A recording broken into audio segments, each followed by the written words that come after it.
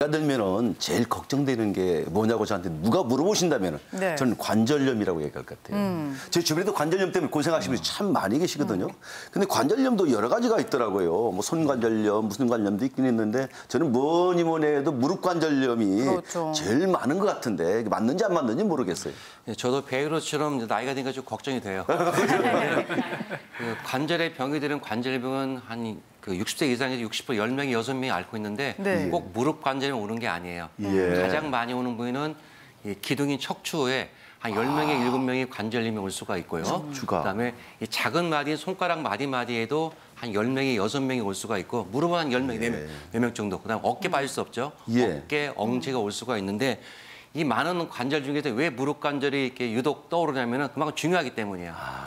이 무릎 관절 많이 움직이지 않습니까? 그렇죠. 제가 활동하면은 앉아만 있으면 움직이기 때문에 이 움직일 때마다 통증이 오기 때문에 무릎 관절 중요하고요. 네. 척추나 손가락 이런 데들은 사실 어깨만 해도 관절이 와도 많이 올리지만은 많이 아프진 않거든요. 활동 때문에. 그래서 많이 움직이고 그만큼 중요하기 때문에 무릎 관절이 중요하지만 관절염은 많은 부위에서 올 수가 있습니다. 네. 그렇군요. 그러니까 관절염 하면 정말 우리가 단순히 무릎 관절염만 생각을 했는데 척추나 손에도 관절염이 올 수가 있다고 합니다. 근데 이 관절염의 원인이 또 이쯤 되니까 궁금한데요.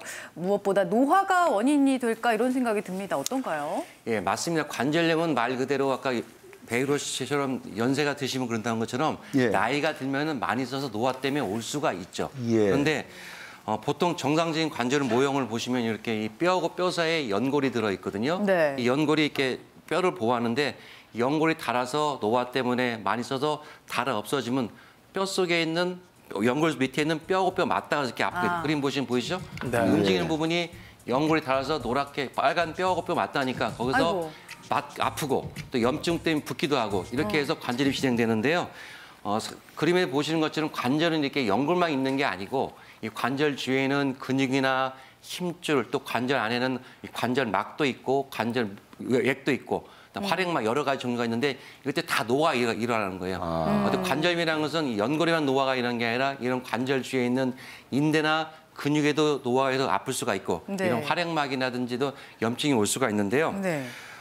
되게 제가 외래를 보다 보면은 이렇게 많이 아파서 오신 분들은 후회하시는 게 내가 진작에 아플 때 초기에 치료할 거라 후회를 많이 하시더라고요. 대부분 관절 때문에 고생하신 분들은 그냥 그러니 하고 나이 타 돌렸다가 진행이 되는 경우가 많고요. 또 이런 면역 질환 때문에 아픈데도 불구하고 스스로 자가로 약을 먹다가 관절이 망가져서 오는 경우가 많은데요. 명심할 것은 관절 한번 망가지면 돌이킬 수가 없습니다. 그러니까 한 번 망가진 관절은 되돌릴 수 없다라고 하니까 이 관절염이 참 예산 일이 아니구나 싶은데요. 네. 국민 4분 중에 한 분이 앓을 정도로 국민 질환이라고 할 수 있죠. 이 관절염. 방송에서도 많이 다루고 있지만 우리가 관절염에 대해서 정말 많이 제대로 알고 있는지는 의문인 것 같습니다. 오늘 그래서 관절염에 대해서 좀 낱낱이 알아보는 시간을 먼저 가질게요.